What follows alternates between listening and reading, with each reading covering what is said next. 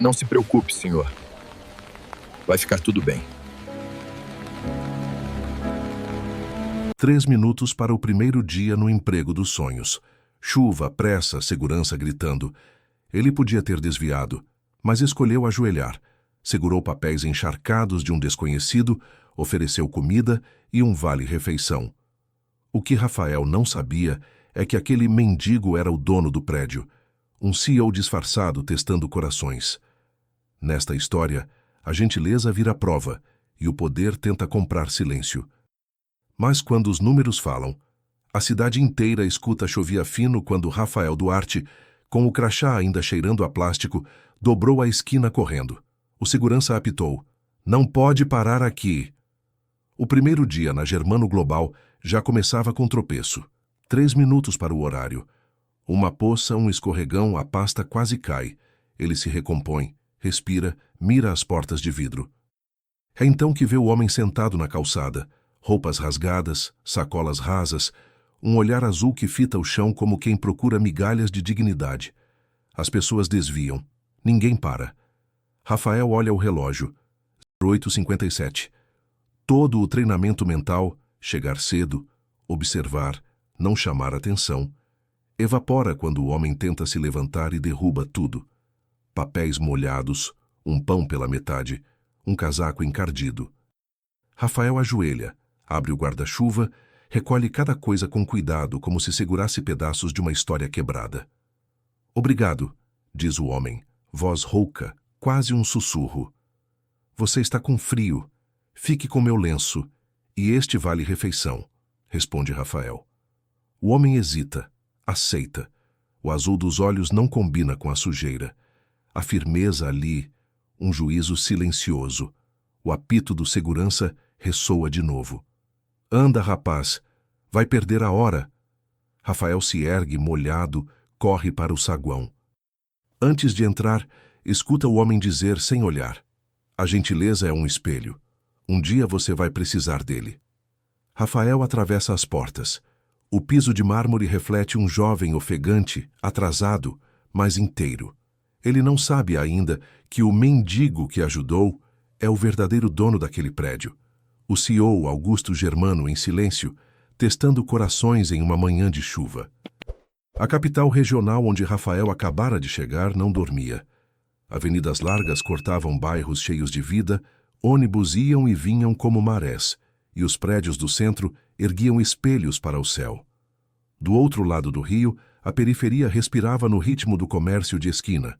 Padarias com pão quente, conversas nas calçadas, vizinhos que sabiam o nome uns dos outros. Rafael viera de lá.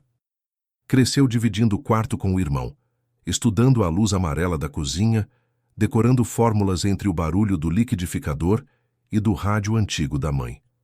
Quando recebeu a chance de estagiar na auditoria interna da Germano Global, jurou que faria tudo certo. Não para bajular chefes, mas para honrar a ideia de que números dizem a verdade quando a gente deixa.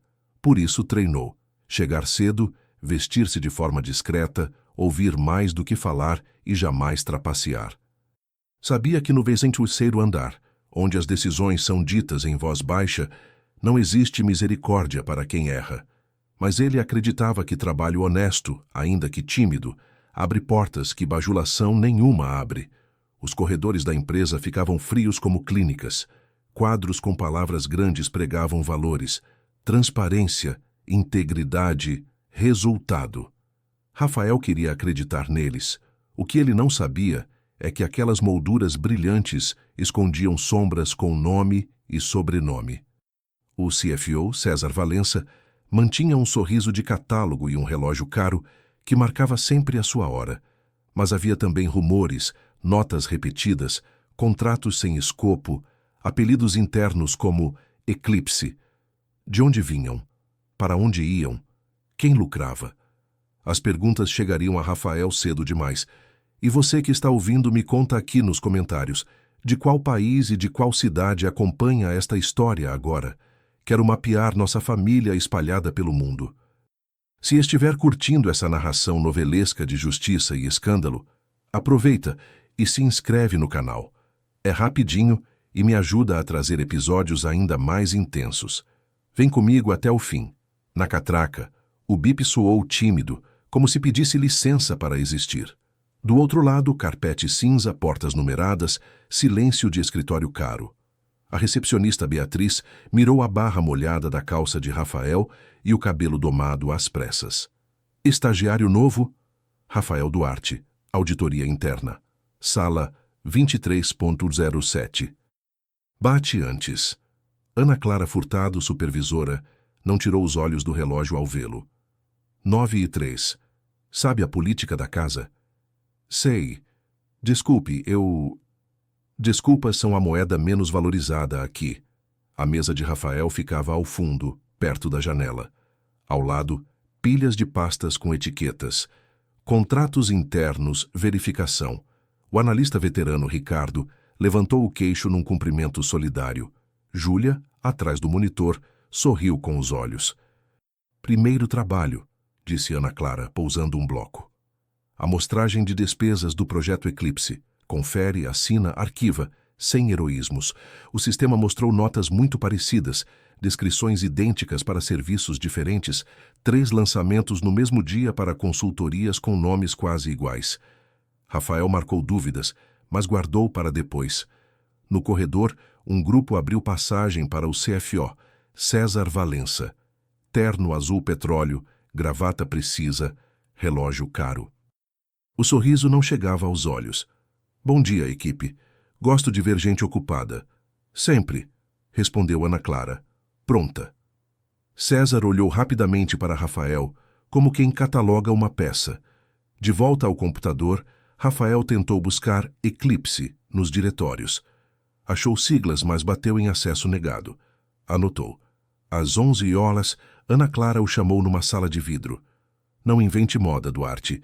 Quem faz pergunta demais acaba ficando sem pergunta. E sem crachá. Entendido. No reflexo da janela, a cidade brilhava. A primeira ferida do dia tinha forma de aviso.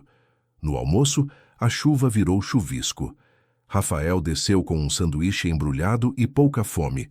Na marquise, a cidade passava em camadas, ambulantes, executivos, crianças fardadas. Lá estava o homem das sacolas, sentado sobre papelão, mãos espalmadas como quem sustenta um barco invisível. Trouxe isso para você, diz Rafael, oferecendo metade do sanduíche e uma garrafa d'água. Você já me deu mais do que comida, responde o homem com um canto de sorriso. Me devolveu o jeito de olhar as pessoas. O rosto de Rafael esquenta. É só o que posso hoje. E quando não puder nada, o homem inclina a cabeça. Poderá ser honesto. A maioria esquece. A frase cutuca a consciência. O homem puxa de dentro do casaco um envelope neutro, sem marca. Caiu de alguém, murmura. Pode ser seu. Deve ter dono. Tudo tem dono. Nem tudo tem guardião. Rafael abre discretamente. Uma nota fiscal alta, descrição genérica e um post-it com 3 letras. ECV. O coração acelera. O que significa? Você sabe procurar, diz o homem sereno. Um segurança se aproxima, carrancudo. Não é lugar de conversa. Circula. Rafael guarda o envelope. Antes de ir, o homem sussurra. Não tema quem é grande. Teme quem é pequeno por dentro. No elevador, o espelho devolve um rosto apreensivo. Nos andares de cima, alguém mexe peças invisíveis. À tarde, Rafael cruza as notas do projeto Eclipse com a nota do envelope. Coincidências demais. Datas, descrições copiadas, consultorias sem escopo. Em algumas, a sigla ECV aparece como código interno. Ele busca no sistema. Nada. Tenta variações. Até que um diretório escondido pisca no rodapé do software. Interno ECV privado. Acesso negado. Ricardo. Chama abaixo. Já viu esse caminho? O veterano vem até a mesa, ombros tensos. Quem te mostrou isso? Cruzei documentos. Esquece, Rafael, isso é alto. Alto para quem? Para quem tem chave de cofre e amigos no conselho. Ana Clara surge como relâmpago. Problema, Duarte? Não, senhora. Só entendendo o padrão. Entenda rápido. César quer um preliminar amanhã. O sobrenome Valença dá gosto metálico. Ao sair, Ana Clara pousa a mão no ombro dele. Gesto de toque e aviso. Na Germano, a maior virtude é saber quando não ver. Quando o expediente termina, Rafael desce pela escada interna. A sensação física de estar sendo observado é quase palpável. No térreo, entre vasos e mármore, encontra no bolso do casaco um pendrive preto que não é seu. Um bilhete junto. Se quiser a verdade, copie e não conecte na rede da empresa. Na rua, a noite cai como cortina. A cidade acende olhos de neon. Ao longe, o homem das sacolas atravessa devagar, sem olhar para trás, como quem conhece todas as saídas. No 16º andar, César Valença brinda com 2 diretores, enquanto a palavra eclipse sussurra pelos corredores, como uma nuvem prometendo escuridão. Rafael entra no quarto apertado do pequeno apartamento. As paredes são finas. O vizinho do lado toca violão, desafinado, mas sincero. Ele joga a mochila sobre a cadeira, encara o pendrive sobre a mesa, negro, silencioso, como uma bomba adormecida. Toca-o com a ponta dos dedos, como quem testa a temperatura de um segredo. E se for armadilha, sussurra para si mesmo. Liga o notebook velho hesitante, insere o pendrive. Pastas aparecem com nomes frios. Eclipse interno, relatórios sigilosos, offshore contas. O coração dispara. Ele abre um arquivo, linhas e linhas de valores em dólar, transferências para empresas fantasmas e uma planilha nomeada ECV Registros. As colunas mostram 3 iniciais repetidas. CV, César Valença. Rafael sente o estômago revirar. Respira fundo, fecha a tampa do notebook, apaga as luzes. O celular vibra, mensagem anônima. Agora você viu, mas ver é o começo. Escutar é o risco. Amanhã, 20 horas, praça ao lado da estação central. Sozinho. Ele fita a tela, indeciso. Do lado de fora, a chuva retorna, batendo contra a janela como dedos impacientes. Enquanto o sono não vem, Rafael pensa na mãe, no irmão pequeno estudando no interior. Pensa no homem das sacolas, no olhar azul. Sente pela primeira vez que a verdade é uma lâmina. Quem segura se corta, mas quem larga é cortado. A praça ao lado da estação central cheira a pipoca e concreto. Bancos molhados, postes piscando. Rafael chega com o capuz erguido, passos lentos. À distância, o homem das sacolas o observa. Quando se aproxima, sorri com serenidade. Vejo que trouxe coragem, diz o homem. O que é tudo isso? Quem é você? Alguém que cansou de ver ladrões vestindo terno e chamando isso de mérito. Rafael encara, tenta enxergar além da barba. Eu vi os arquivos. O CFO está desviando dinheiro, não está? O homem apenas meneia a cabeça. E quem mais sabe? Poucos, e todos têm medo. O mendigo se levanta devagar, apoia-se no bastão. Há uma sala que eles chamam de eclipse. Lá tudo é lavado. Contratos falsos, notas duplicadas, assinaturas forjadas e há gravações. Onde? No cofre da diretoria. A senha muda toda semana. Rafael sente o chão sumir sob os pés. Por que me mostrar isso? O homem o encara e a voz sai grave. Porque a justiça precisa de inocentes que ainda acreditem nela, e porque você me viu quando todos me ignoraram. Rafael dá um passo à frente. Quem é o senhor? O homem sorri, cansado. Um velho que ainda acredita que a bondade pode derrubar impérios.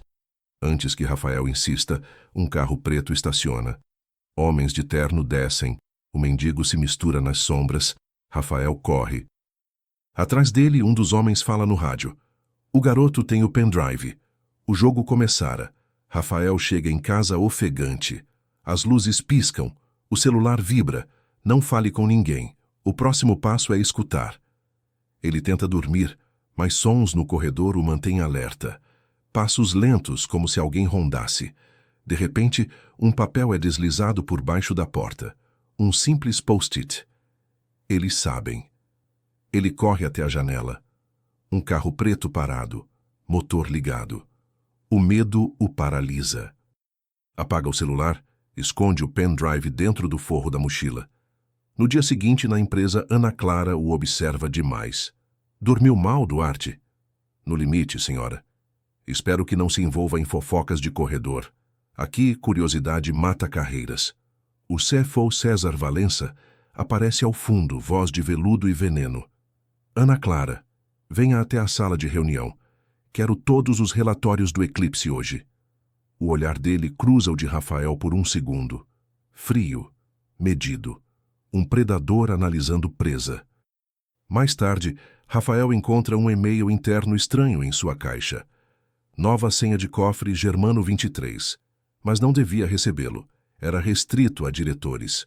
Coincidência? Armadilha. Enquanto o relógio marca 18 horas, Rafael decide voltar à empresa à noite. A chuva aumenta, como se o destino conspirasse. O prédio da Germano Global dormia quase vazio às 22 horas. Rafael, com o crachá preso no bolso e o coração batendo alto, entra pelo estacionamento lateral. Cada passo é um crime em potencial. Sobe pelas escadas de emergência até o 23º andar. As luzes do corredor piscam, detectores de presença. Na porta da sala marcada Eclipse há um teclado digital. Ele digita Germano 23. Um bip. A luz fica verde. Dentro, o ar é gelado, como se o ambiente guardasse respiração de fantasmas. Pastas, servidores, um cofre no canto. Ele liga o notebook, conecta o pendrive, copia o conteúdo do cofre para ele. Pastas nomeadas Offshore Europa, contratos públicos, doações fundação. Tudo. De repente a porta se abre. Ana Clara. Sabia que viria aqui. A voz dela é calma, quase maternal. Rafael congela. Ana Clara, eu posso explicar. Não precisa. Sei que não é ladrão. Ela se aproxima. Mas está mexendo com gente que faz ladrões parecerem santos. Ela entrega um envelope. Pegue. Há algo que você precisa ouvir. Mas cuidado, Rafael. O mundo não gosta de quem tenta limpá-lo. Antes que ele pergunte, ela sai. Rafael abre o envelope. Um pendrive dourado. Etiqueta. Reunião 0904, áudio original. Em casa, com as mãos trêmulas, Rafael conecta o pendrive dourado. Um arquivo único. Gravação.mp3. Da Play.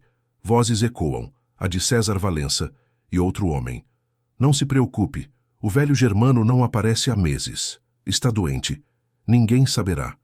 A gente desvia pelo eclipse, assina por ele e depois lança como filantropia. Quando ele morrer, é tudo nosso. Silêncio. Depois risadas. Taças tilintando. Rafael tira os fones, o corpo gelado.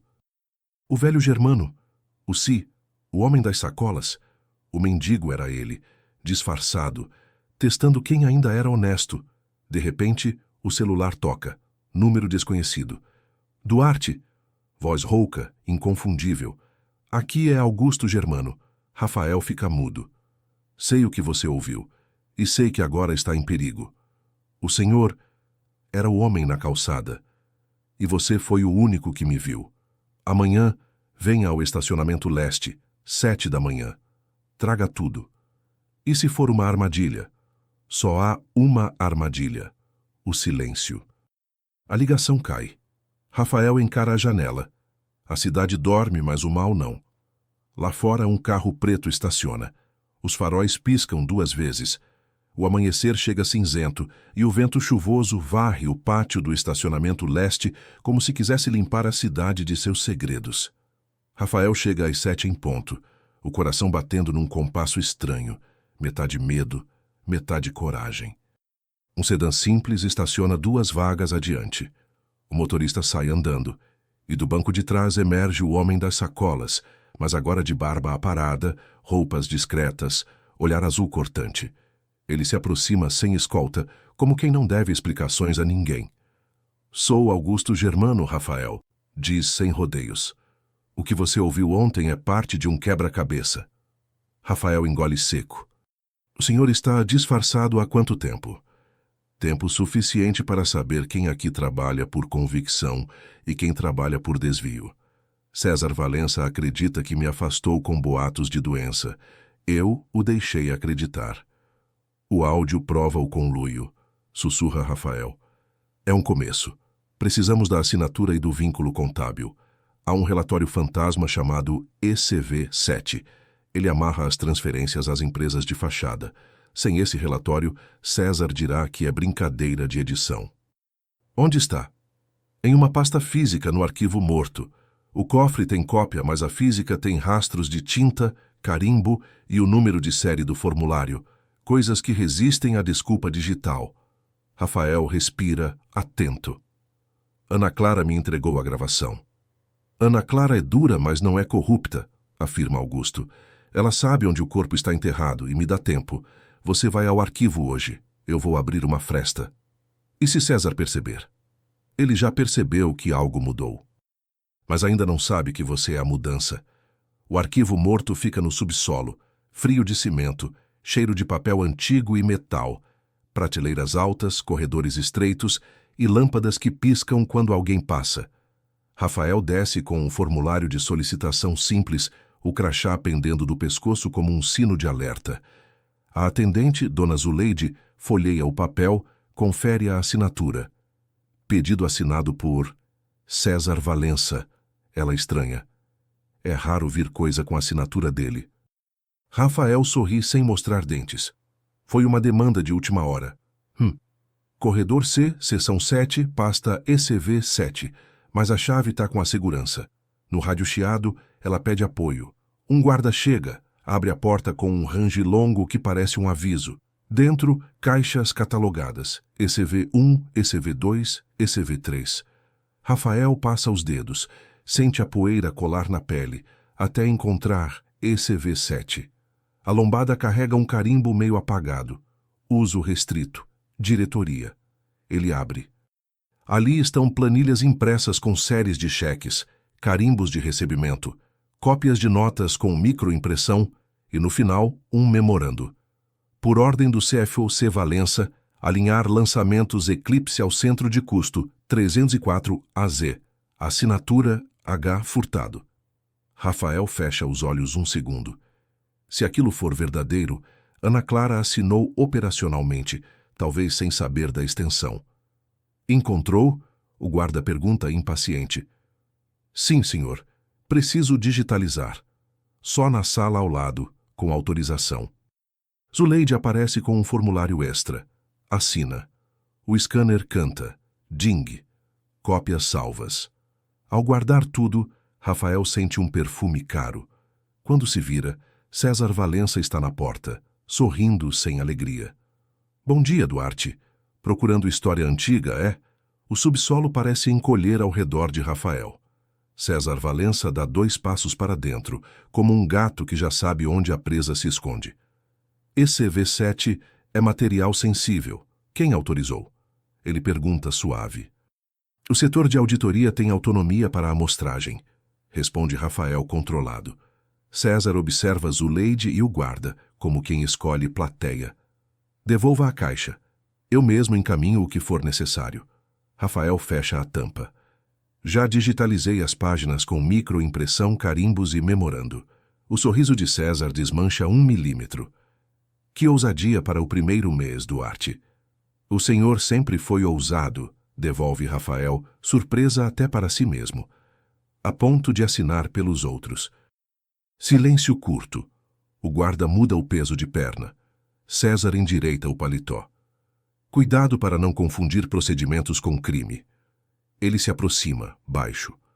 E cuidado com o que copia. Arquivos se perdem. Pessoas também. Ana Clara surge no corredor, inesperada, pastas nos braços. A auditoria solicitou a amostra do arquivo. Está comigo, ela diz, firme.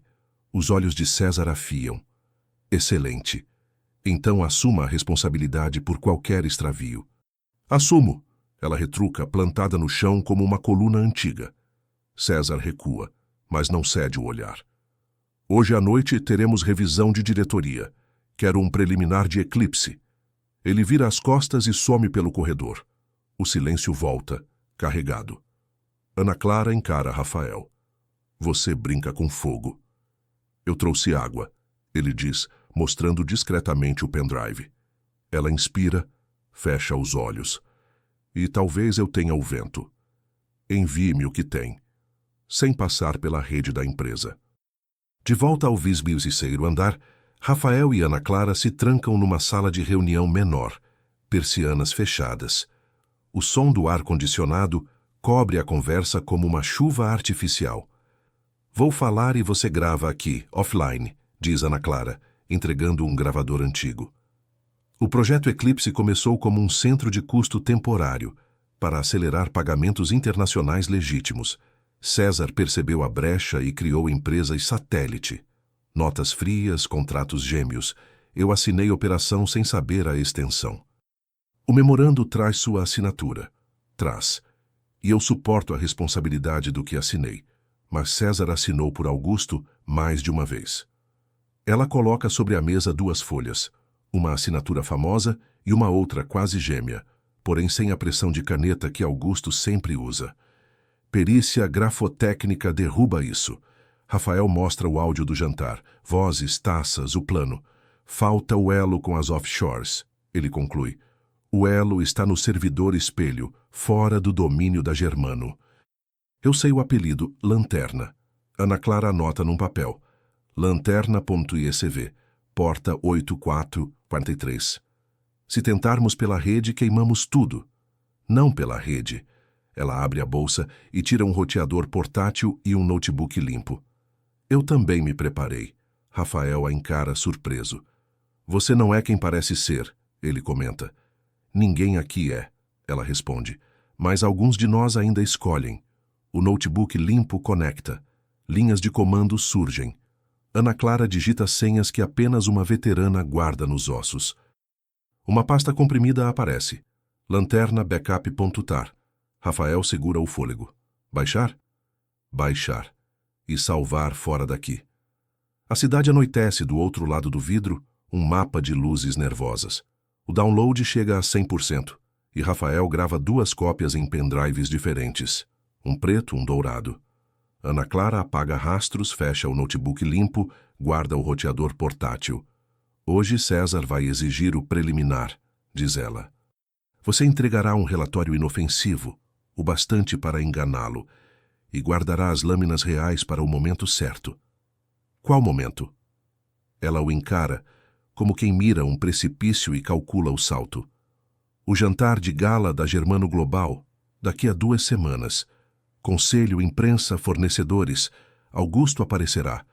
César não espera. É lá que a prova irrefutável precisa subir ao palco. Rafael sente o peso e a vertigem. Isso pode destruir carreiras, ou salvá-las, e proteger milhares de famílias.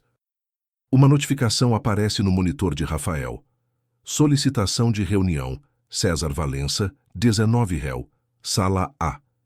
Ele engole em seco. Ele já chamou. Vá, diz Ana Clara. Mostre fragilidade controlada. Entregue pedaços verdadeiros que não o matem. No corredor, Beatriz cochicha ao telefone. A palavra eclipse atravessa o ar como faca. Júlia finge trabalhar. Os dedos tremem. Ricardo ergue os olhos e dá um microaceno. Estou com você. Rafael pega o relatório leve, esconde os pendrives em 2 bolsas diferentes, prende a respiração e caminha. A porta da sala A se abre como uma boca de lobo.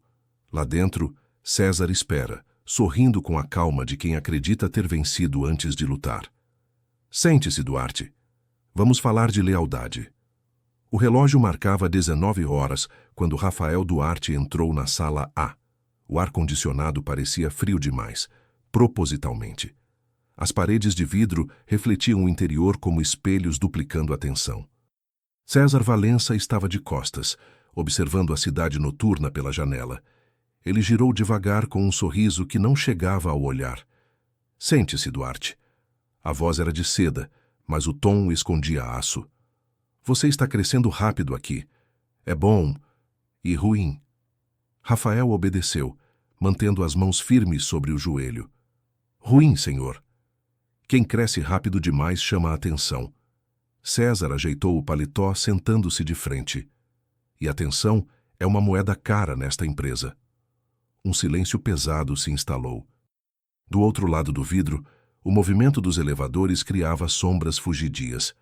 Fiquei sabendo, continuou César, que você tem se mostrado curioso e que esteve no arquivo morto. Rafael fingiu surpresa. Auditoria de rotina, senhor. Claro, claro. César brincava com uma caneta dourada. Mas veja, rotina é uma palavra traiçoeira. Às vezes, ela esconde ambição. E ambição... Ele pausou. Precisa de dono. Rafael respirou fundo, calculando cada palavra. Meu único dono é o trabalho bem feito. César riu baixo, um som que soava mais como deboche do que humor. Trabalhos bem feitos constroem impérios, mas também podem destruí-los. Ele se inclinou, baixando a voz. Vou ser direto. Eu gosto de gente inteligente. Principalmente da que sabe quando calar. O olhar dele prendia como uma lâmina sobre o pescoço. Está me oferecendo silêncio, senhor? Estou oferecendo futuro. César abriu uma pasta. Dentro, um contrato. Promoção imediata. Salário triplicado. Benefícios, bônus, um carro. Tudo legítimo. Só preciso da sua assinatura e de um compromisso simples. Pare de fuçar o que não te pertence. Rafael encarou o papel. O valor no rodapé dava para comprar o apartamento da mãe. Por um instante, o peso da vida apertada o atravessou. As contas, o aluguel, o irmão pedindo ajuda. Mas a lembrança do olhar de Augusto Germano, o homem das sacolas, se ergueu dentro dele como um farol. E se o que não me pertence for a verdade? Perguntou com voz firme. César deixou escapar um suspiro irritado. A verdade é um produto. Quem tem poder decide o preço. O silêncio voltou. O som do relógio na parede era a única batida viva no ambiente. Rafael empurrou o contrato de volta. Prefiro o peso da consciência ao peso da dívida. César o olhou por longos segundos. Coragem demais para um rapaz tão novo. A voz, agora mais fria. Coragem é bonita, até virar insolência. Ele se levantou, foi até a janela. Sabe, Duarte, o problema dos idealistas é que acham que o mundo se curva diante da ética, mas o mundo se curva diante do medo. O senhor não me assusta. Ainda não. O som do vidro batendo com o vento fez a frase ecoar. César guardou o contrato e sorriu. Boa noite, Rafael. Pense bem se quer continuar sendo um herói. Heróis, geralmente, morrem jovens. Ou pobres. Rafael se levantou, o corpo rígido, e saiu. No corredor, o ar parecia mais pesado. Ana Clara o esperava do outro lado, apoiada na parede. E então? Ele me ofereceu o mundo em troca do silêncio. Ana Clara suspirou. Então ele já sabe. Sabe, mas ainda não entende o quanto eu sei. Ela o olhou com admiração contida. Isso vai custar caro. A justiça sempre cobra caro. Enquanto caminhavam, a câmera imaginária subia o corredor. Duas figuras pequenas em meio ao império de vidro e ambição, cercadas por sombras que pareciam ouvir cada passo. No dia seguinte, a Germano Global acordou com uma tensão silenciosa. Os corredores, antes cheios de passos confiantes, agora pareciam um campo de observação. E-mails sumiam. Relatórios mudavam de versão. O rumor era que o setor de auditoria passaria por reestruturação imediata. Rafael percebeu o peso da armadilha se fechando. Às 10h, recebeu uma mensagem de RH. Comparecer à sala de compliance às 10h30. Ana Clara o encontrou antes. Isso é retaliação. Eu sei. Fique calmo. A verdade ainda está conosco. A sala de compliance era branca, sem janelas. 3 pessoas, César Valença, uma advogada da empresa e um representante do conselho. Duarte, começou César com voz paternal, há um problema sério. Há indícios de vazamento de informações internas. Rafael o olhou sem piscar. Está me acusando? Estou te dando a chance de se explicar antes que precise se defender. O conselho observava em silêncio. César projetou uma tela com prints de acessos. Veja, logins às 20h no diretório Eclipse. Isso é fora do horário. Trabalho de auditoria. sem autorização formal. E quem me deu senha foi... Ele parou antes de citar Augusto Germano. César sorriu. Continue. Quem te deu senha, Duarte? Rafael respirou fundo. Não interessa quem me deu senha. Interessa o que encontrei. O tom da sala mudou. A advogada ergueu as sobrancelhas. O que exatamente encontrou? Rafael se inclinou. Desvios. Empresas de fachada. Um áudio, talvez uma confissão. César ficou imóvel por um instante. Depois soltou uma risada contida. Está me acusando de fraude. Estou dizendo que os números não mentem. O conselho se mexeu, desconfortável. César então simulou preocupação. É uma pena. Voltou-se à advogada. Viu? Jovens brilhantes confundindo zelo com paranoia. Ele assinou um papel. Duarte, você está suspenso preventivamente, enquanto apuramos os acessos indevidos. Rafael levantou-se, sem defender-se. Suspensão é melhor do que cumplicidade. César respondeu frio. É também o primeiro passo para o esquecimento. Ao sair, Rafael cruzou o corredor. Os colegas evitavam olhar. Ana Clara o esperava no elevador. Suspenso? Sim. Ótimo. Ela sorriu para espanto dele. Isso nos dá liberdade. No estacionamento, um carro preto o aguardava. Dentro, Augusto Germano, sem disfarce, terno simples e olhar cansado. Suba. Agora começa o verdadeiro jogo. O carro cruzava as avenidas molhadas, faróis refletindo no asfalto. Augusto Germano dirigia em silêncio, o rosto marcado pelo tempo, mas a postura ainda firme. Rafael o observava com uma mistura de respeito e raiva contida. O senhor sabia que ele tentaria me eliminar? Claro. Augusto falou sem emoção. César é previsível. Ambição sempre é. E agora? Agora nós expomos. Mas precisamos fazer direito. Se formos à polícia sem preparo, ele destrói provas e compra versões. Se formos à imprensa cedo, dirão que é vingança de funcionário frustrado. O carro entra num galpão discreto, afastado do centro. Dentro, computadores, caixas de arquivo, 2 pessoas trabalhando. Conheça Marta e João, investigadores internos que mantive fora do radar. Augusto explica. Tudo o que você copiou será cruzado com os dados deles. Rafael entrega os pendrives. Aqui está o ouro e a dinamite. Marta conecta um dos dispositivos, enquanto João abre planilhas antigas. Tudo bate, diz João. As offshores existem, os depósitos também. Há um padrão de movimentação quinzenal. E os áudios? Pergunta Augusto. Editados mais autênticos, responde Marta. César gravava jantares para chantagem e controle. Temos trechos inéditos. Rafael se inclina sobre a tela. Ouve novas vozes. Assinatura de Germano falsificada. Desvios legalizados pelo Eclipse. Augusto fecha o punho. Eu fundei essa empresa com a ideia de mudar a cidade. Agora ela virou um espelho da ganância. O senhor quer levá-lo à justiça? Quero que ele caia diante de todos os que enganou. No jantar de gala, diante da imprensa e do conselho, você apresentará o relatório. Rafael arregala os olhos. Eu? Ninguém acreditará em mim, um velho CEO sumido.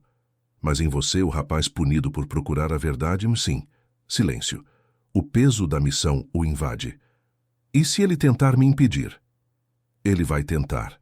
Por isso teremos cópias em vários lugares, enviadas automaticamente na hora da apresentação. Marta entrega a Rafael um pequeno dispositivo quase invisível. Microtransmissor. Ao falar, sua voz será projetada e gravada. A plateia vai ouvir tudo. Rafael respira fundo. E o senhor?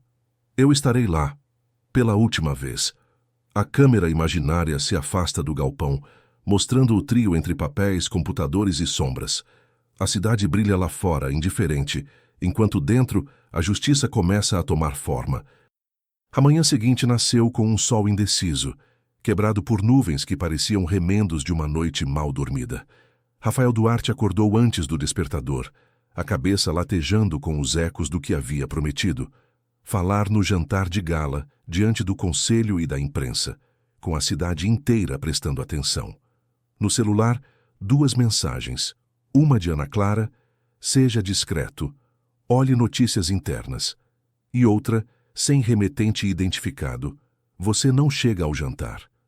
Ele respirou fundo, tomou um café rápido no copo rachado da cozinha, olhou pela janela o ônibus hesitante na curva e se lembrou da mãe dizendo que coragem é uma oração muda. Vestiu a mesma camisa de ontem. A roupa não importava, a voz sim, e saiu. A cidade respirava pressa. Pelas calçadas, vendedores de guarda-chuva dividiam espaço com ambulantes de café.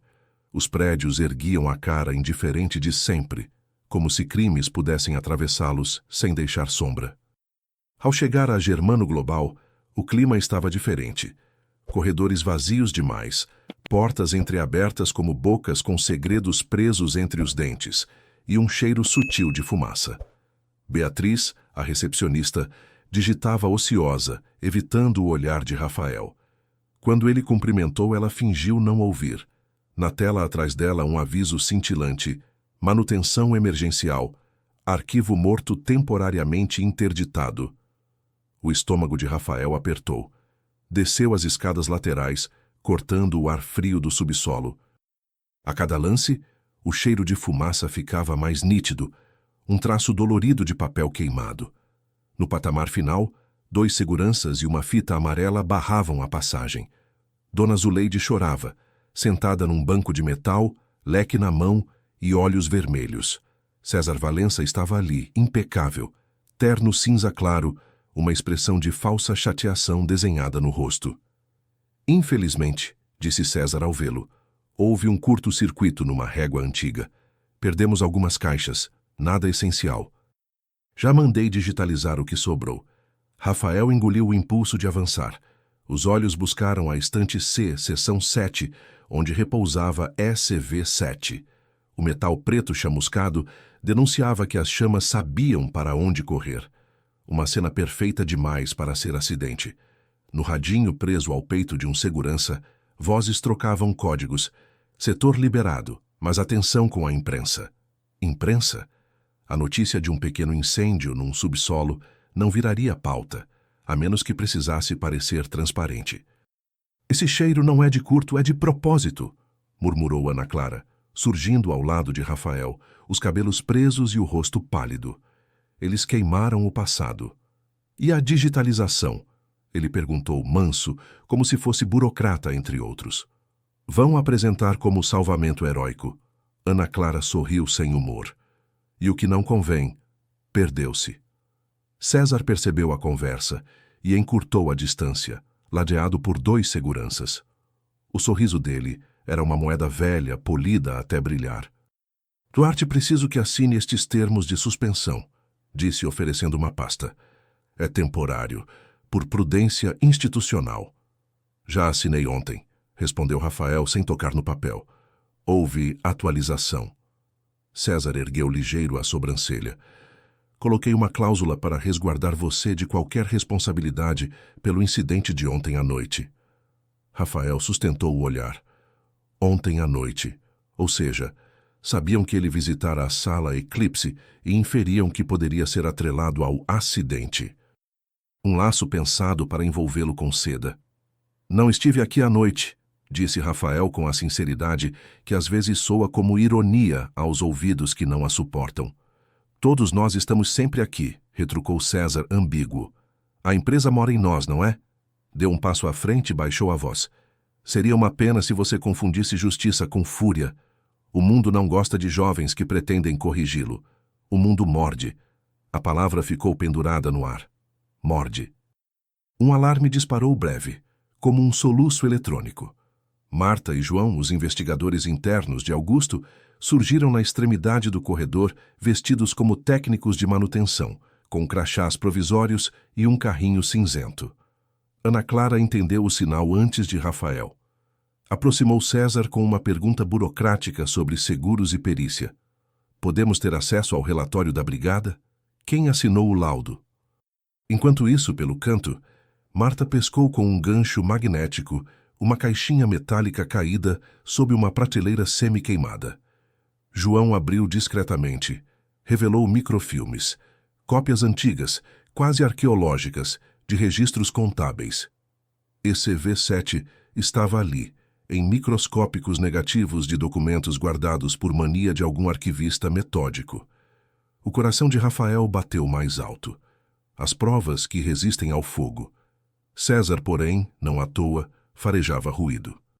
Cortou a conversa com Ana Clara, fez menção de aproximar-se do carrinho e só não o fez porque um diretor o chamou no rádio para receber a imprensa no saguão. Imprensa, encenação consolidada.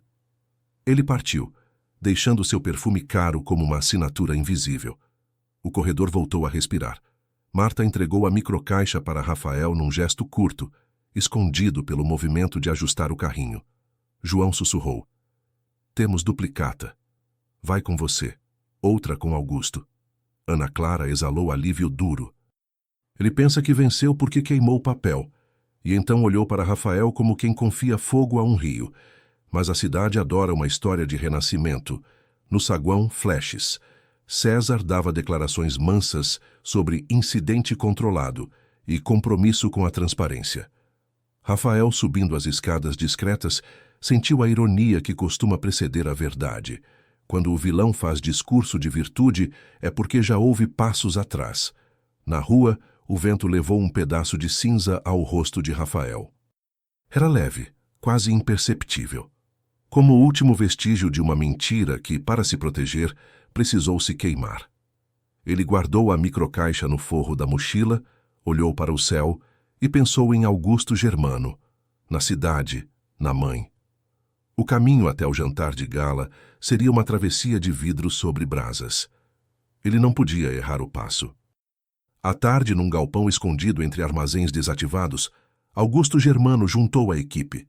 Rafael, Marta, João e, por chamada de vídeo em um notebook velho, Ana Clara, enquadrada do escritório, com o rosto fatiado pelas persianas. O lugar cheirava a ferro e café. A luz entrava em lâminas pelas frestas do telhado, criando no chão geometrias oblíquas, como se o tempo tivesse virado régua. O incêndio no arquivo foi um recado, disse Augusto, sentado numa cadeira de plástico, as mãos entrelaçadas sobre o joelho. E a encenação com a imprensa foi um ensaio geral. César já entendeu que algo o contraria. Fará de tudo para isolar e desacreditar a nossa voz. Marta abriu um projetor que transformou a parede em tela improvisada. Ali, um mosaico de evidências. Tabelas cruzando datas e valores, prints de transferências para offshores, mapas de relacionamento entre empresas satélites, cópias dos microfilmes de ECV7 e, no centro, o áudio do jantar, agora em versão limpa, com ruído reduzido. À medida que o som de César e de seu comparsa enchia o espaço, o ar pareceu engrossar. O jantar de gala, retomou Augusto quando o áudio terminou, será nossa praça pública. Conselho, fornecedores-chave, imprensa, autoridades convidadas. O momento em que César imaginou colher os frutos do golpe será o palco da derrubada. Rafael observava tudo com um misto de pavor e determinação. João lhe passou um controle remoto pequeno, de clique silencioso. Você vai apresentar, disse João, com timing e camadas. Primeiro, fale como estagiário suspenso que só queria trabalhar. Humaniza-se. Depois, explique como números contam histórias quando tratados com respeito. Traga a plateia pela mão. Na sequência, completou Marta, você abre o mapa de relacionamentos e pede que as pessoas olhem 2 vezes. O objetivo é fazer todos perceberem sozinhos as coincidências demais. Só então o golpe, a assinatura falsificada e o áudio. Ana Clara, pela tela, fez um gesto de cuidado. E deixe o último soco para o final. ECV7 nos microfilmes. Isso mata o discurso de perdemos no incêndio. Mostre um slide com um negativo em grande. Leia um carimbo, um número de série. Uma rubrica que só poderia existir no físico. Nessa hora, César tentará interromper. Augusto entra e... Ela respirou fundo. Eu assumo minha parte. Você não precisa se sacrificar, disse Rafael rápido demais, como quem quer salvar alguém de si. Preciso sim, ela respondeu serena. Eu assinei operações achando que eram apertos administrativos. Minha responsabilidade existe. E é minha voz que legitima a de vocês quando disserem que o CFO foi além, assinando por Augusto. Augusto passou a mão no rosto, cansado, mas com um brilho novo nos olhos. Eu falarei por último. Direi à cidade que desapareci por escolha para ver. E que vi. Pedirei desculpas. A verdade não serve se não cura também. Marta ajustou o microfone de lapela que entregaria a Rafael no dia. João testou o microtransmissor. O som saiu límpido pelos alto-falantes improvisados. Vamos ensaiar, pediu Augusto. Rafael caminhe pela história como se a estivesse contando à sua mãe. Rafael engoliu em seco. Contar à mãe. Caminhou até a marca no chão, um pedaço de fita isolante, e começou. Falou de como chegou ao prédio na chuva do primeiro dia, do homem sentado sobre o papelão, do apito do segurança da escolha de ajoelhar. A voz dele falhou no começo e depois se assentou numa cadência sincera. Marta sinalizou quando acelerar, João quando pausar, Ana Clara quando tornar uma frase mais simples. Houve uma hora em que todos ficaram em silêncio, e o silêncio tinha peso de plateia. De novo, disse Augusto sem aspereza. De novo até que você mesmo acredite que ninguém pode te calar. Repetiram. Na terceira vez, a história ganhou corpo, como se as palavras tivessem encontrado uma coluna vertebral. Ao final, Augusto se levantou, apoiando a mão no ombro de Rafael. É assim. As últimas linhas do plano foram desenhadas ali. Cópias das provas em 4 pendrives, um com Rafael, um com Marta, um com João, um com Ana Clara, e-mails programados para disparar automaticamente na hora H para jornalistas selecionados, uma chamada criptografada com um promotor que não devia nada a César, e rotas de fuga para cada um. Quando o treino terminou, já era noite cerrada. Do lado de fora, o vento arrastava folhas e azedume. Rafael guardou o controle remoto no bolso, sentiu seu peso pequeno e necessário, e lembrou do conselho de Augusto. Conte como se estivesse falando com sua mãe. Pensou em ligar para ela. Pensou em não a preocupar. Decidiu que a verdade também se prepara com afetos. E foi então que o celular vibrou com um número do interior. O ônibus para o interior demora, sacoleja, para em cada bairro como quem recolhe histórias penduradas nos pontos.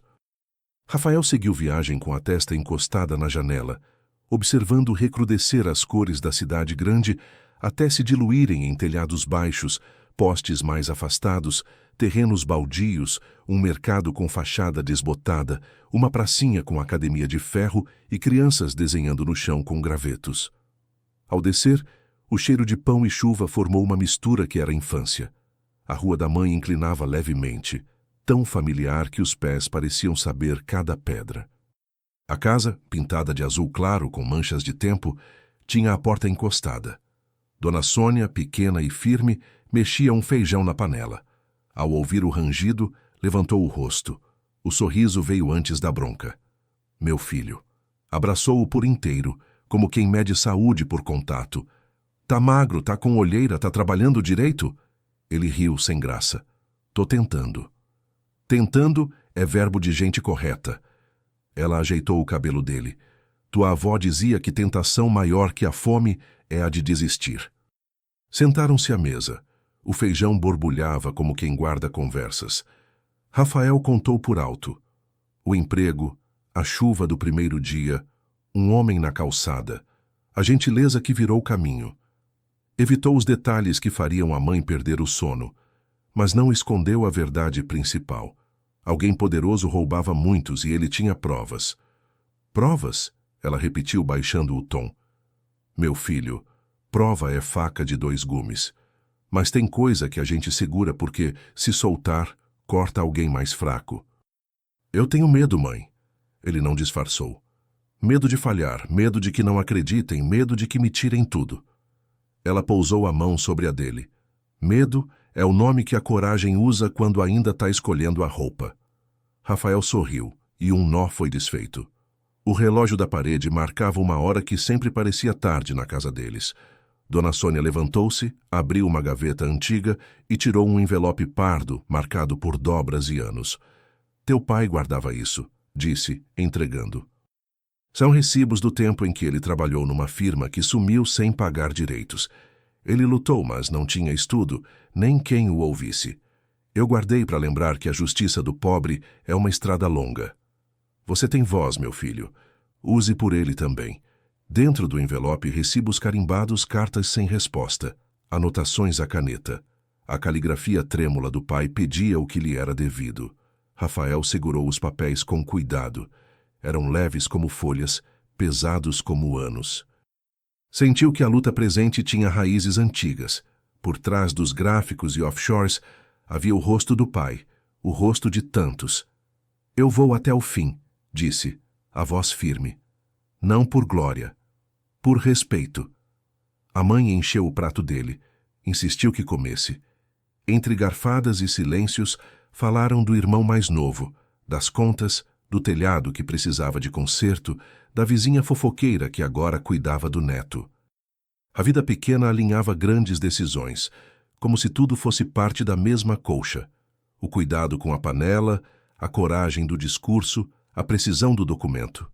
Quando a noite firmou de vez, Dona Sônia tirou do armário uma caixa de sapatos com coisas de criança, um carrinho sem roda, um caderno com desenhos de foguetes e uma fita azul, prêmio de redação, que Rafael ganhara na escola, por escrever uma história sobre um menino que queria ser farol. Você sempre quis ser farol, ela disse, como quem lembra e abençoa. Mas farol não existe para si, existe para os outros. Às vezes o farol apaga um pouco para não queimar.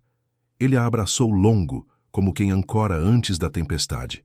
No bolso, o celular vibrava. Ana Clara avisava que César havia convocado uma revisão extraordinária para 2 dias antes do jantar de gala.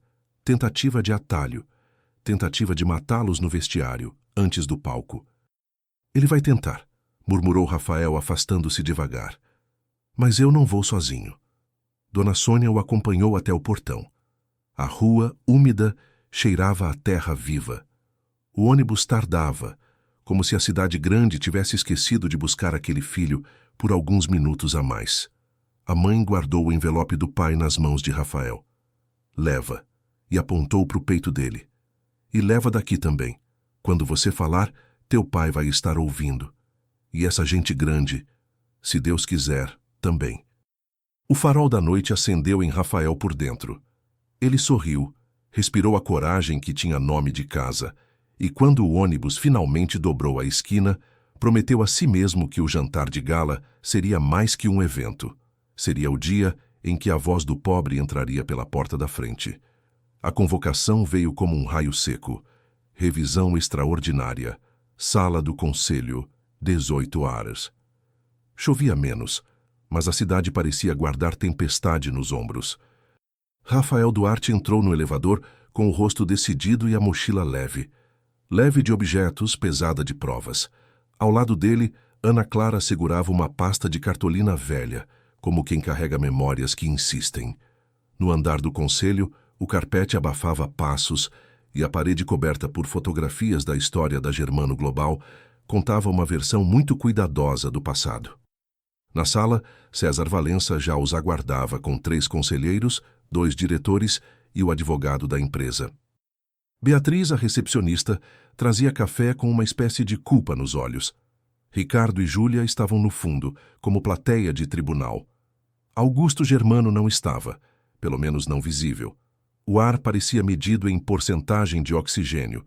Todos respiravam pouco. Vamos ser objetivos, começou César, um sorriso fino. Este encontro visa restabelecer confiança. Circulam rumores irresponsáveis sobre supostos desvios. Preciso que todos ouçam de mim e da auditoria que não há irregularidades substanciais. Ele virou-se para Ana Clara. Certo, senhora Furtado. Ana Clara apoiou as mãos na mesa. Por um segundo, encarou o próprio reflexo na superfície polida e pareceu conversar com ele. Há inconsistências, sim, algumas graves, disse com voz de quem escolheu não fugir. Visto que meu nome está em memorandos operacionais, assumo minha parte, mas a extensão do que o senhor chama de rumor é outra coisa. Um zum contido. César inclinou a cabeça paternal. A senhora está cansada, é compreensível. Nós sustentamos muito peso. E então, sem mudar o tom, Rafael Duarte, apresente seu preliminar, de preferência sem dramaturgia. Rafael respirou, abriu um slide simples num monitor lateral, só linhas do tempo e valores. Falou como ensaiado no galpão, sem pressa, sem heroísmo. Datas, somas, empresas satélites, coincidências demais. Mostrou cruzamentos que qualquer um podia entender. Conforme falava, a sala mudava de postura. Cabeças se curvavam para as folhas. Canetas paravam de riscar. O silêncio ganhava ouvidos. Isso é seleção enviesada, cortou César, ainda calmo. Você mostra o que interessa para criar narrativa. Fez sinal e Beatriz trouxe uma pasta. Eis o que a auditoria oficial encontrou. Nada conclusivo.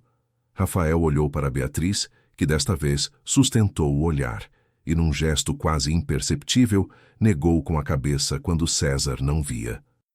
Um raio curto de coragem atravessou o ar. O advogado pigarreou. César abriu a pasta e exibiu cópias de notas impecáveis, todas em ordem. Rafael viu a armadilha com nitidez. Versões limpas criadas após o incêndio, reimpressões sem microimpressão original, falsas normalidades. Se me permite, disse Ana Clara, versões finais sem microimpressão não são aceitas como arquivo mestre. Ela colocou na mesa uma lupa e 2 documentos. Vejam a pressão de caneta aqui, mostrou uma assinatura. Augusto sempre imprime a letra G com pressão maior no último traço. Esta aqui não tem. Assinatura falsa. O ar gelou. O nome proibido. Augusto. César sorriu com benevolência soberba. É natural que a imaginação preencha a ausência do nosso fundador. Ele está doente. Olhou em volta pedindo compaixão performática. E não está apto a... Calou, porque a porta abriu. A figura entrou vestindo terno simples, barba aparada, olhos azuis muito acordados. Augusto Germano. Não em um retrato, mas ali, inteiro vivo. O primeiro olhar de choque foi de César. O segundo, de quem ainda acreditava que fantasmas não voltam. Ricardo e Júlia se endireitaram. Beatriz deixou cair uma colherinha. Sinto interromper, disse Augusto, a voz baixa que ocupou todo o espaço. Mas não posso permitir que falem de mim no passado. Caminhou até a mesa. Continuem. César demorou meio segundo para recompor o personagem. Augusto, que honra! Se soubéssemos... Ele abriu os braços. Estamos justamente esclarecendo mal-entendidos. O jovem aqui, indicou Rafael, está confuso por excesso de zelo. Então vamos ajudá-lo a entender, disse Augusto sentando-se. Continue, Rafael. Houve algo de sagrado na autorização. Rafael mostrou mais 2 slides. Mapa de relacionamento entre empresas satélites e transferências. Parou antes do golpe final. Queria que a sala pedisse a verdade. E pediu. Um conselheiro, senhor de cabelos brancos, ergueu os olhos. Onde estão os arquivos originais? Rafael pousou a mão sobre a mochila. Em local seguro. E serão apresentados no jantar de gala, com o senhor Augusto presente, com a imprensa, com todos. César bateu a caneta na mesa, um tique nervoso disfarçado. Isso é um espetáculo, não uma revisão. O sorriso caiu. Não autorizo a exposição pública de dados internos. Não precisa, respondeu Augusto. Eu autorizo. Foi um cheque breve. César respirou, calculou e recuou de aparência. Perfeito. Se é assim, faremos bonito diante da cidade. Virou-se a Rafael. Desejo-lhe sorte. Ela faz falta quando faltam provas. Ao saírem, Ana Clara encostou no vidro do corredor, exausta. Beatriz veio por trás e falou num sopro. Ele me mandou trocar os dossiês. Eu não consegui. Os olhos marejaram. Salvei cópias. Estão com o segurança do turno B, na guarita 2. Rafael agradeceu com um toque na mão. Toque de aliança. Augusto os alcançou com um aceno pequeno. Faltam 2 dias para o jantar. César não vai dormir. Nós também não. Lá fora, a noite parecia mais limpa, mas todos sabiam. Calmaria é só a forma que a tempestade usa para respirar. A véspera do jantar de gala amanheceu como final de novela. Céu azul exagerado, vento fresco, a cidade se achando linda no espelho. Ninguém vê tragédia no clarão. Rafael acordou cedo, passou o café, encostou a testa na janela e ensaiou trechos da fala em silêncio, como quem reza sem texto. O celular vibrou com mensagens sincronizadas. Marta confirmava o fluxo de disparo dos e-mails para jornalistas. João mandava o link privado com o backup criptografado. Ana Clara informava que as cópias salvas por Beatriz estavam seguras e um presente inesperado vinha a caminho. Augusto enviou só 3 palavras: fale por nós. No prédio da Germano, o dia fingia normalidade. Recepcionistas sorriam com dentes trincados. O setor de eventos passava com arranjos de flores. Garçons testavam trajetos com bandejas vazias. O pessoal de TI corria cabos pelo salão do mezanino, onde o jantar aconteceria. Um cenário de vidro e luz, onde a cidade gosta de se ver poderosa. A cada passo, Rafael sentia o estômago lembrar que coragem é músculo. Dói quando cresce. César não apareceu de manhã. Boatos diziam que estava reunido com convidados especiais. À tarde, Ana Clara chamou Rafael numa sala pequena. Sobre a mesa, um envelope pardo. Dentro, prints de conversas. César instruindo um tal de Djalma a fazer barulho na vida de Rafael. Ligações anônimas para a mãe, visitas de amigos no bairro, sustos com carros que freiam tarde. Beatriz havia interceptado os envios ao porteiro, que também era tio de um garoto que devia um favor a Ana Clara. A cadeia de solidariedade se armava com gente comum. Ele vai tentar te quebrar pelo afeto, disse Ana Clara. É assim que os poderosos desmancham vozes sem parecer que encostaram um dedo. A mãe já viu de tudo, respondeu Rafael, os olhos dando um brilho de água. Mas hoje à noite vou ligar antes do jantar, para ela saber que eu tô inteiro. Ricardo entrou, hesitante, segurando um bloco de notas antigo. Isso é do tempo do seu Germano no começo. Abriu na página amarelada. Já se um dia eu não puder ouvir, que a empresa me conte a verdade por sinais que não se vendem. Números, mãos, olhos, olhou Rafael constrangido. Eu fui covarde tempo demais, Duarte. Hoje eu fico na porta.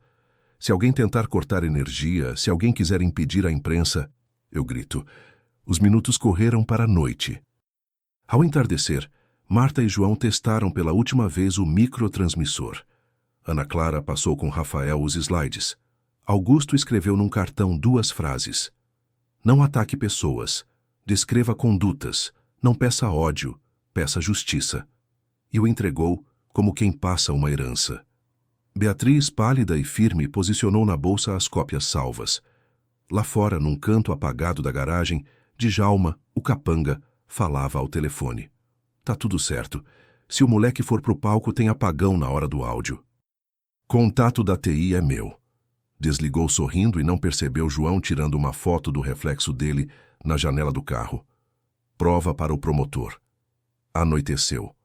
O salão do mezanino ganhou colunas de luz, floreiras altas, mesas redondas com toalhas brancas, taças que pareciam pequenos sinos esperando dedos. A cidade chegava vestida de gala. Conselheiros, fornecedores, jornalistas, autoridades. César surgiu por fim, impecável, o sorriso calibrado para todas as lentes. Cumprimentou, posou, brindou com água para manter a cabeça fria. Augusto chegou discretamente, sem pompa, e a sala toda se ajeitou. Tentou disfarçar, mas saber que o fundador estava ali mudava a gravidade do lugar. Rafael atravessou os bastidores, tocou na borda de uma cortina, fez uma prece sem santo, que a verdade coubesse na voz. Ana Clara ajeitou o microfone em sua lapela. Se tremer, lembra da tua mãe. Ele assentiu. Marta confirmou o script. Ao clique 3, o áudio. Ao clique 4, a assinatura falsificada ampliada. Ao clique final, o microfilme com ECV7. João mostrou no celular o contador do disparo automático de e-mails. Faltavam 28 minutos. A música ambiente, um jazz macio, parecia ironia. Houve um tilintar de copo. César pedia a palavra de abertura. O salão silenciou com educação.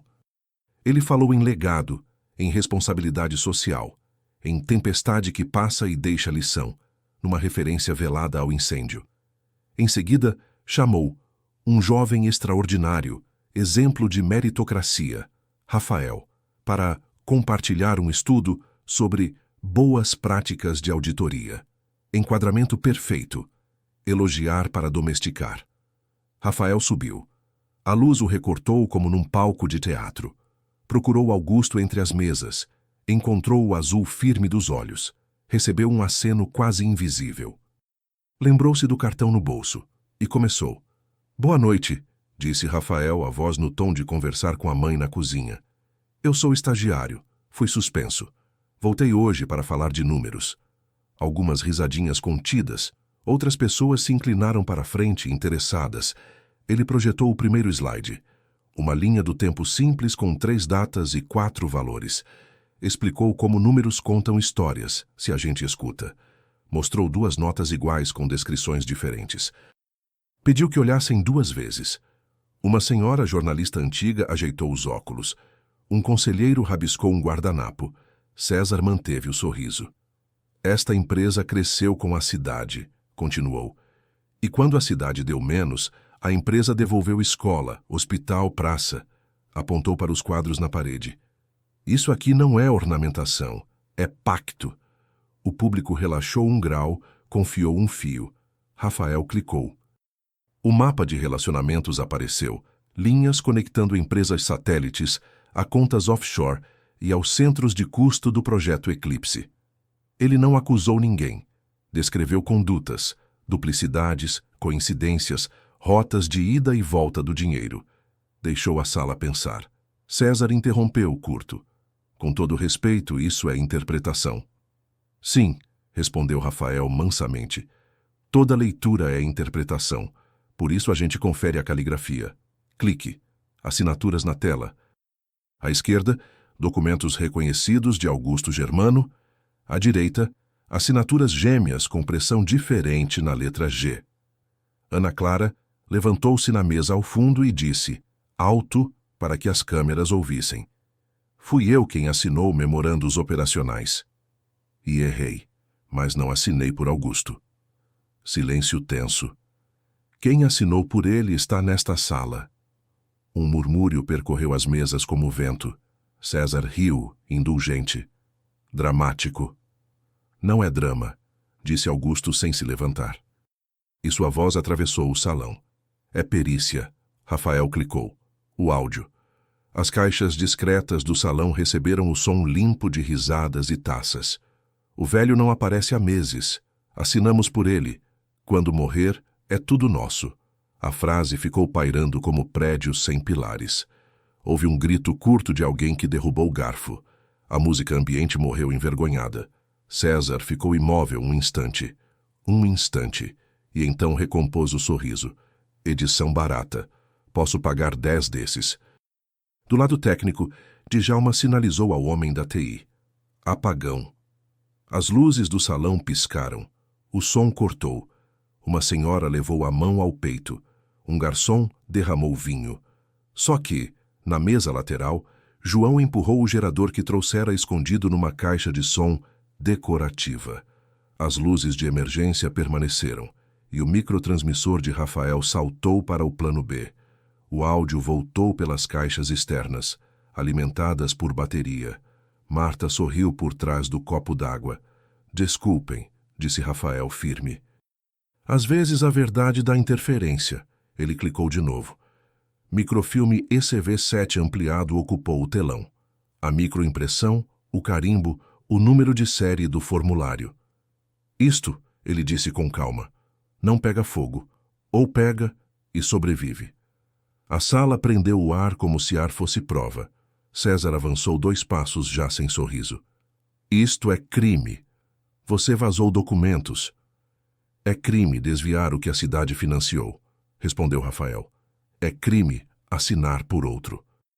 É crime apagar arquivos, queimar memória e pagar capangas para assustar mães. Um coletivo, mistura de susto e indignação, cresceu e encostou no teto. Jornalistas ergueram celulares. Marta viu o contador no notebook zerar. E-mails voaram para redações. Em 30 segundos, notificações pipocavam em bolsos e bolsas. Um conselheiro bateu a mão na mesa. Chame a polícia. César ergueu as mãos teatral. A polícia? Por causa de um estagiário revoltado e de um velho emocionado? Apontou Augusto. Com todo respeito, fundador, o senhor sumiu. Eu segurei esta empresa. Augusto se levantou. Não era alto, mas parecia erguer o teto. Você segurou o cofre aberto. Rafael falou de números. Eu falo de olhos. Voltou-se à sala.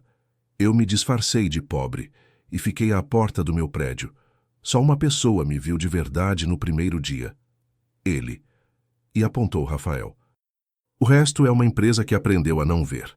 O silêncio que se seguiu tinha gosto de lágrima e ferro. Rafael abriu o último slide. A rota do dinheiro de Eclipse para offshores. Das offshores para a compra de imóveis e fundos sob laranjas, que os jornalistas já liam nos e-mails que chegavam. João levantou o celular com a foto de Djalma e a corrente de mensagens com o TI da empresa. Prova de sabotagem. Eu não tenho ódio, disse Rafael por fim. Eu peço justiça. Foi quando se ouviram as sirenes aproximando. Primeiro lá longe, depois aqui, dentro do peito de todo mundo. As portas do mezanino se abriram como se a própria noite entrasse. Policiais surgiram acompanhados de um promotor de terno surrado, olhar sem medo de lustre. Marta caminhou ao encontro dele e entregou um pendrive lacrado com o carimbo de tempo.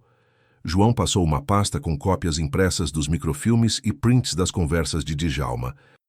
Beatriz, trêmula, estendeu um envelope com o que salvara às escondidas. Promotor Guaraci, apresentou-se o homem sem microfone, mas com uma voz que não pedia permissão à acústica. Recebemos farto material e 4 denúncias anônimas, de dentro e de fora. Viemos evitar destruição de provas e garantir integridade física dos presentes. César deu 2 passos à frente, o charme agora escorrendo pelas mangas como suor. Tudo isso é espetacularização. A empresa cooperará, claro, mas não no meio de um jantar. Estamos com convidados, imprensa, fornecedores, todos testemunhas, cortou Augusto sem gritar. A empresa é da cidade antes de ser de qualquer acionista. O promotor sinalizou para os policiais. Dispositivos eletrônicos do setor de TI. Cofre do andar 23. Guaritas 1 e 2. 2 agentes já sabiam onde ir. Alguém os informara antes. Ana Clara. A sala começou a respirar rápido. César olhava ao redor buscando rostos que ainda lhe pertencessem. Encontrou alguns. Diretores que lhe deviam bônus, fornecedores com contratos. Tentou um último número. Eu posso explicar. Explique na delegacia, disse o promotor. No canto, Djalma tentou sumir por uma porta de serviço. Ricardo, fiel à promessa, bloqueou a passagem com o corpo e uma honestidade de ponta. Hoje não, disse, e até a voz surpreendeu a si mesma. César então vestiu o tipo que no fundo sempre foi. Empurrou a mesa, o cristal caiu como chuva cara, agarrou o microfone. Vocês sabem o que estão fazendo? Eu segurei esta cidade durante a pandemia, mantive empregos, dei bônus. Apontou Rafael. E esse moleque ingênuo quer destruir a confiança. Rafael andou até ele sem encostar. Confiança não é silêncio. Confiança é verdade com custo. Você vai aprender, menino, sibilou César baixinho, num resto de intimidação. O mundo é meu. Não, respondeu Rafael com o tom de cozinhas e ônibus. O mundo é da gente, e a empresa é da cidade. Aplausos surgiram de lugares improváveis. O garçom que sempre foi ignorado, a jornalista antiga, Beatriz que chorava e batia palmas ao mesmo tempo, Júlia e Ricardo, fornecedores que entendiam que só há contrato verdadeiro onde há ética. Augusto fechou os olhos um segundo, como quem agradece um milagre que na verdade foi trabalho. Os policiais se aproximaram de César. Ele tentou erguer a mão como quem dita termos. O promotor levantou a ordem. Prisão temporária por falsidade ideológica, organização criminosa e peculato associados a contratos públicos. A palavra peculato caiu no salão como martelo, pesada e fria. Eu tenho advogados, disse César quase rindo, coisa de gente que sempre caiu em pé. Eles te esperam lá, respondeu o promotor, mostrando o caminho com o queixo. Enquanto era conduzido, César passou por Augusto. Por um segundo, já sem plateia, mostrou o rosto verdadeiro, ódio e cansaço. Você me subestimou, velho. Eu te vi, respondeu Augusto. A cidade também. As câmeras capturaram tudo. O escorta, o silêncio denso, as mãos que seguravam papéis e as que tremiam aliviadas. Marta acionou o upload final para uma nuvem pública. João checou que os links aos jornalistas tinham sido replicados. Ana Clara respirou pela primeira vez em semanas. Eu quero falar, disse pedindo microfone. Foi até o centro. Eu assinei procedimentos crendo que apressava o que era legítimo. Errei. E hoje assino aqui um compromisso público. Cooperar com a investigação, responder pelo que me cabe e ajudar a reconstruir controles que nos faltaram. Ela olhou para Rafael. Quem me ensinou a diferença entre pressa e verdade foi um estagiário. Rafael tentou rir, mas sua garganta era um nó. Augusto aproximou-se, colocou a mão no ombro dele e virou-se para as mesas. Rafael Duarte nos lembrou de uma coisa que esquecemos, que ver é dever. Eu me ausentei porque queria ouvir a empresa falando pelos corredores. Ouvi o pior e ouvi o melhor. O pior hoje sai pela porta com escolta. O melhor fica. No fundo, alguém gritou, bravo! E o salão, aquele lugar feito para vaidades, se converteu por alguns minutos em uma sala de aula onde a matéria era consciência. O jantar de gala continuou. Não havia por que cancelar comida de quem servira sempre. Mas o brilho agora era outro. Não de lustre, de olhos. Do lado de fora, a cidade pareceu respirar melhor. As sirenes se afastaram. Um vento úmido passou no rosto de Rafael, que por um instante olhou para cima e viu o céu não como teto, mas como abertura. Os dias seguintes pareceram anos comprimidos. Jornais estamparam manchetes com diagramas das rotas do dinheiro.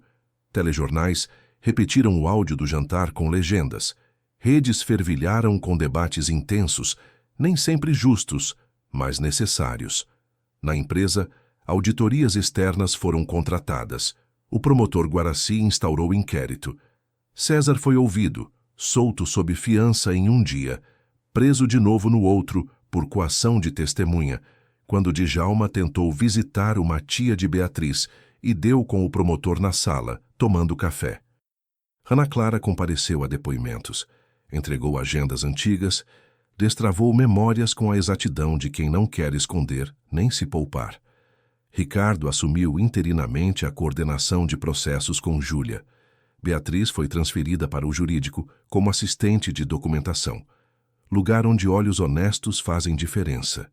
Marta e João, antes sombras, ganharam crachás com nome verdadeiro e sala com janela. Augusto Germano veio a público em coletiva, sem efeitos, sem marketing. Falou de arrependimentos, por ter acreditado que slogans eram suficientes, por ter desaparecido sem combinar com quem precisava resistir de dentro. Anunciou um conselho de integridade com gente de fora, rodízio em cargos-chave, canal de denúncia com auditoria independente, publicação anual de um relatório de impacto aberto, linguagem simples para a cidade ler. E disse, olhando para a câmera, o que for difícil de entender será explicado, o que for feio de ver será mostrado. Porque o que nos protege é a luz. No apartamento pequeno, Rafael guardou o cartão de Augusto, aquele com o conselho de não pedir ódio, mas justiça, dentro do envelope pardo do pai. Na mesa, o envelope agora recebia também uma carta nova. Recebemos notícia de regularização dos direitos devidos, um aceno tardio de outra firma, talvez com medo do vento que soprava. Dona Sônia chorou quieto, como quem sabe que a felicidade não grita. Certa tarde, Augusto chamou Rafael para caminhar no calçadão ao lado do rio. O dia tinha luz de depois da chuva. Você sabe por que eu me sentei na calçada como mendigo? Perguntou o fundador, empurrando as mãos nos bolsos. Para testar corações. Para aprender o que a empresa fazia com os olhos. Quase todos olharam e não viram. Você viu. Pararam na ponte. Barcos cortavam a água lassa, a cidade se projetava nos vidros como quadro que alguém ia refazer.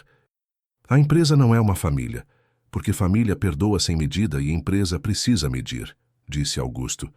Mas a empresa é uma obra comum, e obra comum precisa de guardião. Olhou para Rafael. Fique, estude, cresça. Não te prometo pedestal, te prometo a chance de errar pouco e corrigir rápido. Rafael lembrou do medo, da suspensão, da sala de vidro, da caneta dourada com que tentaram comprar seu silêncio. Lembrou de Ana Clara assumindo o erro em voz alta, de Beatriz salvando cópias, de Ricardo na porta, de Marta e João com um gerador escondido numa caixa bonita, do promotor que tomava café na hora certa. A justiça, percebeu, é coletiva, e por isso mesmo mais forte que qualquer coragem solitária. Na semana seguinte, houve uma homenagem singela no auditório. Nada de placas, nada de discursos longos, só nomes lidos ao microfone e um obrigado que soou mais verdadeiro que medalha.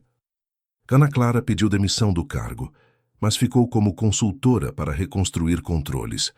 Rafael foi efetivado, não por caridade, mas por competência que se provou. Recusou promoção rápida.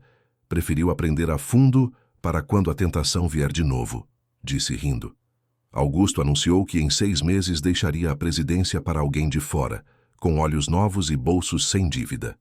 À noite, Rafael voltou ao lugar do primeiro dia. Chovia miúdo. Havia um senhor na marquise, não Augusto, outro invisível como tantos. Ele se aproximou, estendeu uma manta e o mesmo vale-refeição que costumava cortar do almoço. Obrigado, filho, disse o homem. Fique à vontade. Rafael se levantou e, antes de ir, ouviu. Deus te veja. Caminhou até as portas de vidro.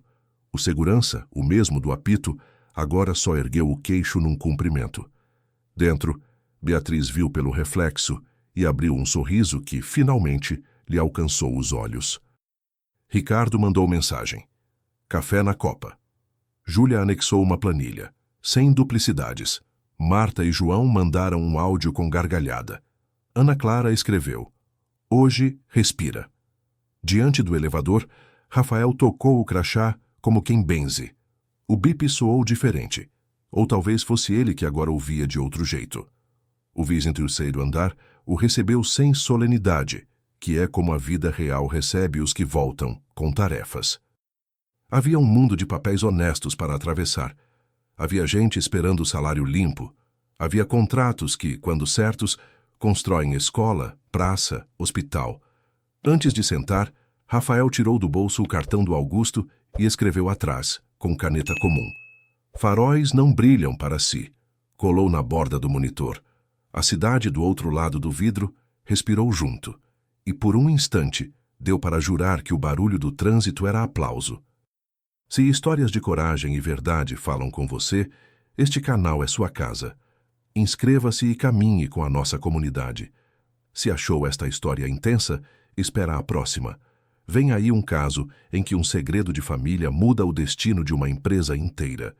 Este canal é para quem ainda acredita no bem, mesmo quando dói. Se você é um desses, inscreva-se e comente de que cidade está nos assistindo.